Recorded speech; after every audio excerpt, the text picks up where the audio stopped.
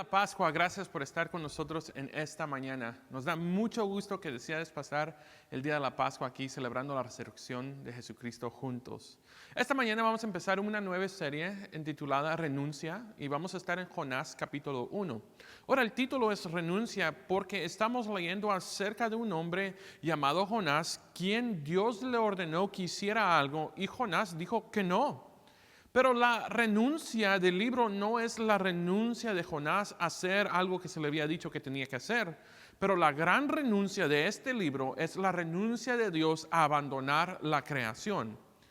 Si le preguntas, me imagino, a unos niños que han estado en la escuela dominical por mucho tiempo, ellos han escuchado de Jonás y el gran pez, pero el libro no es necesariamente sobre Jonás y el gran pez. La gran lección de este libro de Jonás es que tenemos una visión maravillosa de la naturaleza de Dios. Ahora, este libro tiene solo 48 versículos y puede ser uno de los mejores ejemplos dados en las Escrituras que nos enseña acerca de la gracia de Dios. Y sobre las próximas semanas voy a estar predicando un capítulo por domingo. Usualmente predico unos cuantos versos, pero como solo hay 48 versos, lo vamos a hacer en unos 4 domingos. Ahora, si volvemos a la Biblia, Jonás capítulo 1, verso 1 al 3, para aprender acerca de la gracia de Dios. Lo puedes ver aquí en tu pantalla, verso 1 al 3. Vino la palabra de Jehová a Jonás, hijo de Amittai, diciendo: levántate y ve a Nínive, aquella gran ciudad, y pregona contra ella, porque ha sido su maldad delante de mí. Y Jonás se levantó para huir de la presencia de Jehová a Tarsis, y descendiendo a Jope, y halló una nave que partía para Tarsis, y pagando su pasaje, entró en ella para irse con ellos a Tarsis, lejos de la presencia de Jehová. Ahora, no podemos decir con certeza quién fue el que escribió este libro o quién es el autor. Algunos han sugerido que es Jonás, pero realmente no estamos seguros con certeza. Pero sin embargo, yo creo que es importante que tengamos algún conocimiento sobre quién es Jonás. Ahora, Jonás era de un lugar llamado Gath-Hefer o Gath-Hefer, cerca del pequeño pueblo de Nazaret.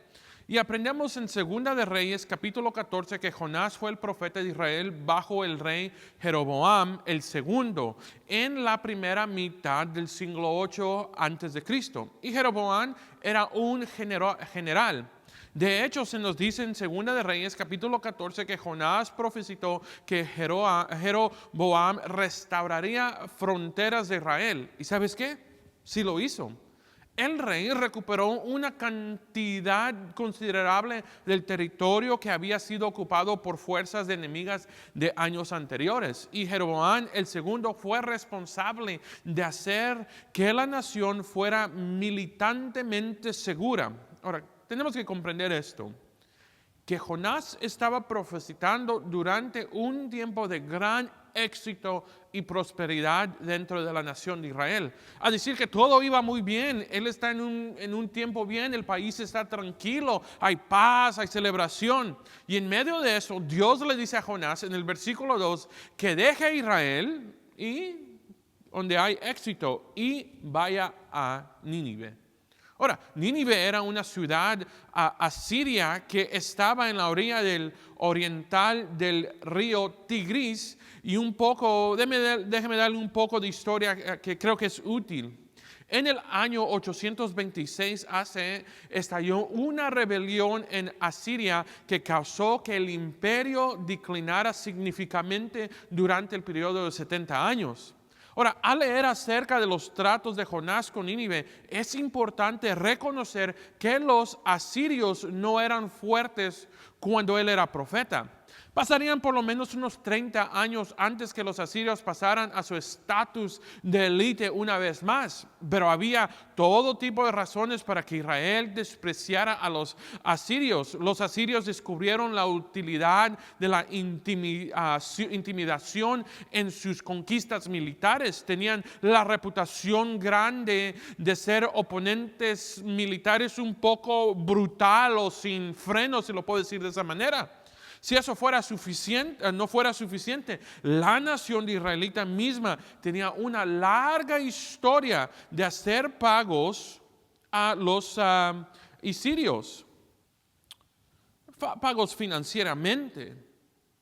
Los asirios eran enemigos de Israel y Dios le dijo a Jonás que fuera a predicar a Nínive. Ahora, necesitamos entender esto. Necesitamos entender que Dios no está haciendo una sugerencia aquí.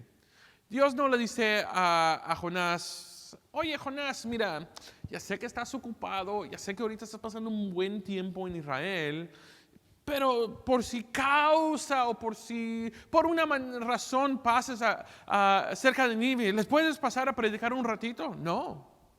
En realidad, Él le dijo a Jonás, ve a Nínive. Y la pregunta que probablemente tengas es, ¿por qué es que Jonás estaba tan reacio a obedecer la comisión de Dios, que Dios le había dado? Ahora, inicialmente, después de leer la historia de los asirios, pensé que Jonás probablemente huyó de Dios porque sonaba como una misión suicida. Pero ese no era el miedo de Jonás a que lo causó a huir. Jonás corrió porque tenía la sospecha, imagínense esto, la sospecha de que Dios iba a perdonar al pueblo de Nínive. ¿Cómo sé que eso? ¿Cómo es que llegamos a esta conclusión? Porque cuando acaba el libro, Jonás finalmente va a Nínive y después de que el pueblo se arrepiente, los de Nínive, él se enoja. Y mira el capítulo aquí conmigo en la pantalla, capítulo 4, verso 1 al 3, dice así. Pero Jonás se apesumbró en el extremo y se enojó. Y oró a Jehová y dijo, ahora, oh Jehová, ¿no es esto lo que yo decía estando aún en mi tierra? Por eso me apresuré a huir a Tarsis, porque sabía yo que tú eres Dios clemente, piadoso, tardo en enojarte y grande misericordia, y que te arrepientes del mal. Ahora pues, oh Jehová, te ruego que me quites la vida, porque es mejor la muerte que la vida. Jonás era un nacionalista y naturalmente él quería que la prosperidad actual de Israel continuaría. Y Asiria sería responsable de la destrucción del reino norte de Israel. Y tal vez Jonás podía prever el vasto imperio que Nínive sería un día y podía imaginar el daño que sus ejércitos harían a Israel. Pero independiente de lo que Jonás pensara, Dios le dijo que hay un trabajo que hacer. Y de hecho, no está en la pantalla, pero escríbanlo en sus notas. En Génesis capítulo 12, Dios le dijo a Abraham que se suponía que la nación de Israel era una luz para las otras naciones. Y que se suponía que Israel era en cierto sentido una nación misionera. Y Jonás es Jonás es la representación de toda la nación que había fallado en sus deberes misioneros. Y Jonás no quería que Asiria encontrara misericordia de Dios. Él pensó, si era tiempo de juicio para ellos, que fuera juicio. Porque es que Jonás tendría que advertirles de lo que venía. No les convenía a ellos que los ninivitas crecieran en fuerza. Fue contra los intereses políticos de Israel ver a otra nación bendecida. Ahora, ¿pueden imaginar que la renuncia de Jonás, porque él no podía llegar a ser el agente de tal bendición para ellos? De hecho, pensó que si había un grupo de personas que no merecían la gracia y la misericordia de Dios, eran los ninivitas. Y entonces Jonás le dijo a Dios que no. Nos tenemos que preguntar esa pregunta, claro. ¿Alguna vez le hemos dicho a Dios no? ¿Le estamos diciendo a Dios no en este momento, en este tiempo de nuestra vida? Tal vez no eres cristiano y Dios te está llamando a poner tu fe en Él y convertirte en un creyente, aceptarlo como el Rey de Reyes, el Señor de Señores, aceptarlo con toda tu vida, clamar por perdón. O tal vez eres cristiano y sientes que Dios está llamando a algún tipo de servicio a Él, o estás llamado a hacer algo, pero no estás dispuesto a obedecer a lo que yo diré. Ten cuidado. Si Dios te está diciendo que hagas algo, hazlo. Mira, Jonás aprende eso de la manera más difícil. No está en la pantalla, pero ¿qué hace Jonás en el versículo 3? Él corre y los ojos de Jonás estaban puestos en Tarsis.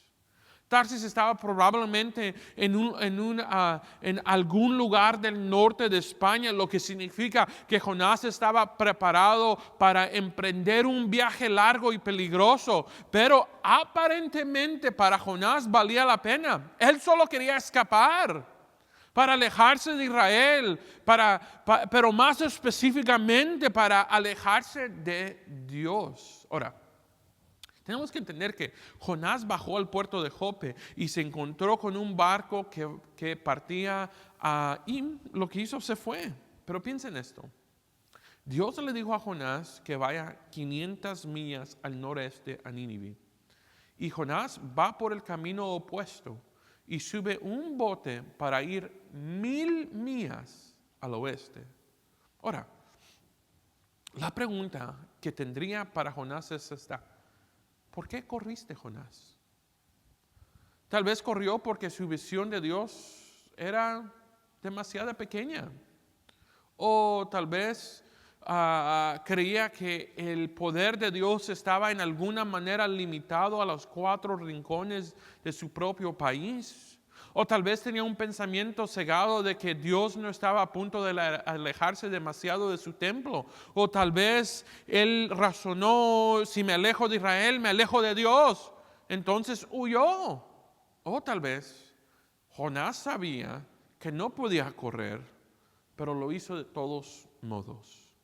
Estoy seguro de que había estudiado versículos sobre la omnipresencia de Dios, de los que habla aquí Salmo 139. Mire aquí conmigo Salmo 139, versos 7 al 8. Dice así: ¿A dónde iré de tu espíritu y a dónde huiré de tu presencia? Si subiera a los cielos, ahí estás tú, y si en el Seol hiciere mi estrado, he aquí, ahí estás tú. En otras palabras, Dios es omnipresente, está en todos los lugares. No hay ningún lugar en este mundo que nos podríamos escapar de Él. O tal vez sabía dentro que no podría correr, pero igual que nosotros, lo hizo de todos modos. Mark Ashton, un predicador, hace unos años escribió algo sobre esta parte. Dijo que Jonás no estaba tratando de huir de Dios geográficamente, tanto como estaba tratando de correr relacionalmente de Dios. Ahora, de eso se trataba el viaje de Jonás a Tarsis. No podemos dejar la presencia de Dios, literal de Dios, pero podemos herir nuestra intimidad con Dios, y eso es lo que Jonás está haciendo. Trata de evitar obedecer a Dios tomando un crucero. Pero puede ser fácil juzgar a Jonás, pero creo que, hermanos, nosotros lo hacemos también. Usamos diferentes recursos, claro, no un barco en Jopa, pero usamos diferentes recursos para mantenernos a distancia de Dios. Oh, no creo que voy a poder ir a la iglesia esta mañana, tengo demasiada tarea. Oh, es temporada de fútbol en este mes y los domingos ya no son día del Señor. Oh, me encantaría servir, pero mi negocio me ocupa demasiado. Oh, y en el blanco. Me gusta lo que dijo Alistair Begg, un predicador, sobre cuando no hacemos tiempo para el Señor. Dice así: cuando tú y yo queremos huir del Señor, tendemos a ir a cualquier cosa, Saldremos de aquí en autobús, en una bicicleta, en nuestras manos y rodillas, todos modos para huir de la presencia del Señor. A decir, cuando no queremos dar cuentas delante del Señor, haremos todo lo posible para evitar su presencia de lo que creemos. ¿A quién corre usted hoy? Su palabra presiona tu corazón en lugar de escuchar y obedecer. ¿Haces como Jonás y te diriges a Tarsis? Ahora, es tan fácil de alejarse de venir a la iglesia. No sé si te has dado cuenta, pero hay miles de excusas que nosotros podemos agarrar para no venir a la iglesia o venir a los grupos de vida. Pero eso no me sorprende, por eso no me sorprende que cuando Jonás bajó a Jope, hay un barco. Mire, hermanos, cuando nosotros queremos correr de la presencia de Dios o no ser obedecientes, siempre va a haber un barco, siempre va a haber una excusa. Siempre va a haber algo que nosotros podemos poner sobre aún lo que la palabra de Dios dice. ¿Por qué? Porque queremos invitar a recoger nuestras cruces, negarnos a nosotros mismos y seguir a Cristo. So, la pregunta que tendría que hacer hoy es: ¿cuál es tu excusa favorita? Siempre hay una manera aparentemente racional para evitar venir y servir al Señor. A decir, cuando queremos vivir para Dios, siempre va a haber una excusa, una manera para no poner a Cristo en el centro de nuestra vida. Y Jonás dice, nos vemos Nínive y aquí vengo Tarsis. Pero no fue tan simple. ¿Por qué? Nunca lo es. Jonás va a descubrir que no iba a ser capaz de evadir a Dios tan fácilmente. Hermanos y hermanas, quiero decir esto, y estoy hablando para los cristianos, los que de verdad son creyentes de la palabra de Dios. Hay un costo alto asociado en nuestra desobediencia. Ahora, yo no sé por qué Jonás quiso correr, pero ¿usted cree que de verdadmente podemos escapar de él? Claramente que no. Aquí viene el sabueso del cielo. Mire, aquí viene esta parte, el versículo 4 al 6, mírelo aquí en su pantalla. Jonás capítulo 1, verso 4 al 6. Pero Jehová hizo levantar un gran viento en el mar, y hubo en el mar una tempestad tan grande que pensó que partiría la nave. Y los marineros tuvieron miedo y cada uno clamaba a Dios. Echaron al mar los enseres y que había en la nave para descargarlos de ellos. Pero Jonás había bajado al interior de la nave y se había echado a dormir. Y el patrón de la nave se acercó y le dijo: ¿qué tienes, dormilón? Levántate y clama a tu Dios. Quizás Él tendrá compasión de nosotros y no pereceremos. Nota el final del versículo. Jonás se acostó y estaba durmiendo muy fácilmente. Creo que Jonás en este momento pensó que se había salido con la suya, ¿no? Y Dios envía un gran viento, una tormenta violenta. La tormenta fue tan mala que estuvo acerca de destrozar este barco. Y ahora claramente esta era una tormenta que los marineros aquí no estaban acostumbrados y todos tenían miedo, dice el texto. Y en el lenguaje original, la palabra todos literalmente significa todos tenían miedo. Y la evidencia de su miedo se hace obvia porque comienzan a clamar cada uno a sus propios dioses. Y creo que nuestro autor aquí quiere que notemos que sus dioses no están haciendo nada, porque son dioses falsos. Y llega el capitán a investigar. Mira aquí, el capítulo 1, versos 6 al 7 está aquí en tu pantalla. Y el patrón de la nave se acercó y le dijo: ¿qué tienes, dormilón? Levántate y clama a tu Dios, quizás Él tendrá compasión de nosotros y no pereceremos. Y dijeron cada uno a su compañero: venid y echamos suertes para que sepamos por causa de quién nos ha venido este mal. Y echaron suertes y la suerte cayó sobre Jonás. El capitán del barco comienza a interrogar a Jonás y le dice: hey, ¿cómo puedes dormir? Invoca a tu Dios. Esto es bastante irónico, ¿no? Aquí está el misionero siendo dicho por un incrédulo que él debe orar. Y si nos dice que estos marineros echaron suertes para averiguar quién era responsable de esta tormenta, no sé cómo eso funcionó porque no estaba ahí, pero los lotes de alguna manera le dirigieron a Jonás. Por eso entienden esto pero entienda que esto no es una casualidad. Mire lo que dice aquí Proverbios capítulo 16, verso 33. La suerte se echa en el regazo, mas de Jehová es la decisión de ella.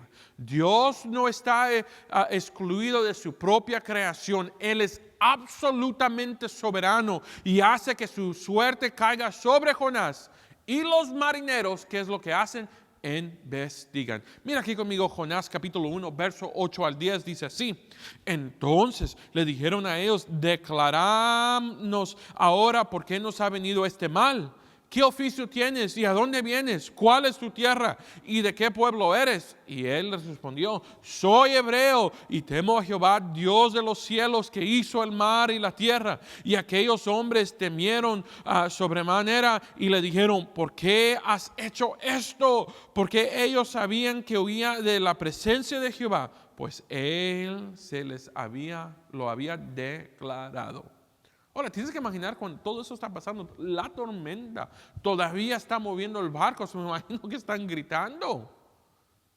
A menudo se suponía que las tormentas en el mar eran un signo de castigo por el pecado. Así que los marineros están tratando de averiguar quién ha pecado. Dicen, ¿quién eres tú y qué has hecho? Estaban buscando su código postal, si lo puedo decir así de esa manera, por su razón. ¿Por qué es que viene esta tormenta sobre nosotros? Y si Jonás de alguna manera pensó que podía huir de Dios, su mente en este momento me imagino que ha cambiado. Su Dios no era un Dios tribal atada a las fronteras pequeñas de Israel. Él es el Dios soberano sobre el mar y la tierra, el Dios del viento y el Dios de las olas. Mira aquí conmigo Jonás capítulo 1 verso 11 al 12 dice así: y le dijeron, ¿qué haremos contigo para el mar que se nos aquiete? Porque el mar se iba embraveciendo más y más. Y él respondió, tomadme y echadme al mar, y el mar os aquitará, porque yo sé que por mi causa ha venido esta gran tempestad sobre vosotros. Ahora, los marineros dicen, ¿qué debemos hacer para calmar esta tormenta? Y Jonás dice, muchachos, tírenme al mar. Mire, lo voy a decir de esta manera. Piensa en la terquedad de Jonás. Aún podemos pensar en el odio que él tiene por la gente que vive en Nínive. Jonás podría haber dicho, escúchenme, den vuelta al bote, diríjase hacia Nínive y todo estará bien. Pero él no hace eso. Está tan grande su rebelión y él odia tanto a los ninivitas que prefería ahogarse antes de hacer la voluntad de Dios. ¿Sabe que nosotros hacemos eso en nuestra vida? Se oye tal vez como en nuestra vida mientras leemos acerca de Jonás. Te sientes como que si estuvieras mirándote en un espejo, preferías ahogarte antes de hacer la voluntad de Dios, prefiero tal vez vivir como quieras que vivir de la manera que Dios declara. Hermanos, durante años y hermanas, durante años, yo he conocido a gente que claramente ellos saben que están en rebelión contra Dios y no les importa y prefieren vivir en oscuridad, prefieren vivir en momentos difíciles, prefieren disfrutar el pecado que someterse a Dios. He oído a gente que dice, pero un día tal vez me arrepentiré, mañana no está prometido. O dicen, ¿Sabe qué, pastor? Cuando llega el infierno me voy a echar unas chelas con mis amigos ahí. Primero, ¿quién te dijo que van a vender cerveza en el infierno? Y segundo, va a haber agonía por una eternidad. Y no solo eso, vas a estar separado de Dios por una eternidad. Mucha gente se enfoca en nuestros propios deseos y sueños y aún pecados. Ahora, Jonás prefería que alguien lo tirara a un océano con tormenta grande que hacer la voluntad de Dios.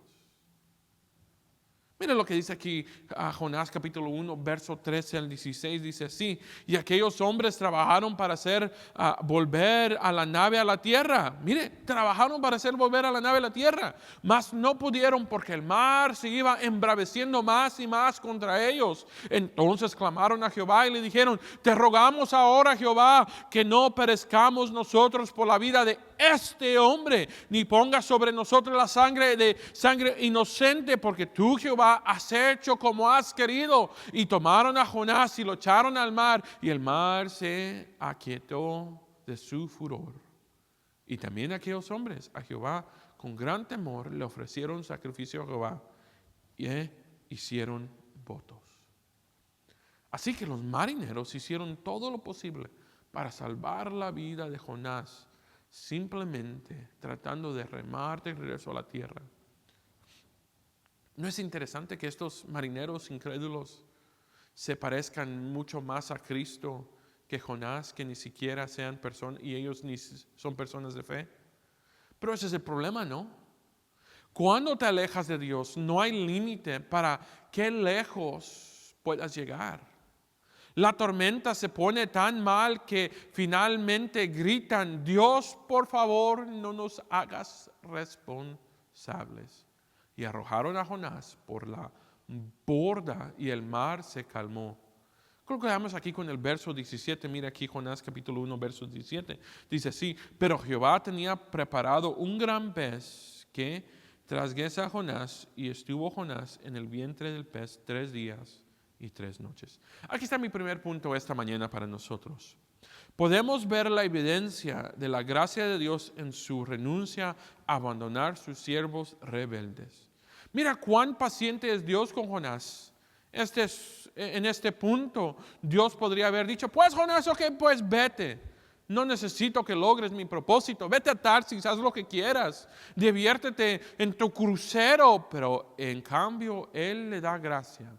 Note algunas cosas. Aquí unas cosas. En primer lugar, Jonás experimenta la gracia de Dios a través de estos incrédulos. Estos marineros no adoran al Dios verdadero, pero tienen suficiente sentido común para decirle a Jonás: oye, ¿qué estás haciendo? Levántate y invoca a tu Dios. Le están recordando las verdades que Él ya conoce. En segundo lugar, Dios usa la gracia de la dificultad. Sí, dije dificultad. Ya sé que estás pensando: pastor, ¿cómo es que dice que momentos difíciles en nuestra vida son gracia? Mire lo que C.S. Lewis dijo sobre el dolor. Dijo que el dolor es el megáfono de Dios que susurra en nuestro placer, pero nos grita en nuestro dolor. A decir, cuando hay más dolor o más dificultad en nuestra vida, es cuando Dios más está con nosotros. Él está con nosotros siempre. Pero su gracia, su fortaleza, su amor, su paz está contigo. Para ponernos en camino correcto, a veces Dios usa un martillo. ¿Qué martillo usó aquí en esta historia? Bueno, en primer lugar, el martillo de la tormenta. En segundo lugar, el martillo de Lot dirigiendo a los marineros a Jonás. En tercer lugar, el martillo de ser arrojado al mar. El cuarto, el martillo de un pez gigante. Pero comprenda que todos estos martillos, tan dolorosos como eran signos de la gracia de Dios. Aquí está mi punto número 2, lo puedes ver aquí en la pantalla. Podemos ver la evidencia de la gracia de Dios en su renuncia a abandonar a los creyentes, a los no creyentes. Mira los versículos 15 y 16 de nuevo conmigo, Jonás capítulo 1, versos 15 y 16. Y tomaron a Jonás y le echaron al mar, y el mar se aquitó de su furor. Y temieron aquellos hombres a Jehová con gran temor, y ofrecieron sacrificio y hicieron votos. Estos hombres se vieron obligados a ver el fracaso de sus dioses, y con su rescate se entregaron a Jesús, que es verdaderamente Dios del mar y la tierra. Esa es una frase que describe a aquellos que tienen una relación saludable con Yahweh. Estos hombres se convirtieron, Dios usó ese desastre de una situación para traer a estos marineros a él. Como profeta de Dios, Jonás odiaba a sus enemigos. Y recuerde que Mateo 5 dice, habéis oído decir, amad a vuestro prójimo y obedecéis a vuestros enemigos. Pero yo digo, ama a tu enemigo. ¿Tú, cristiano, amas a tus enemigos?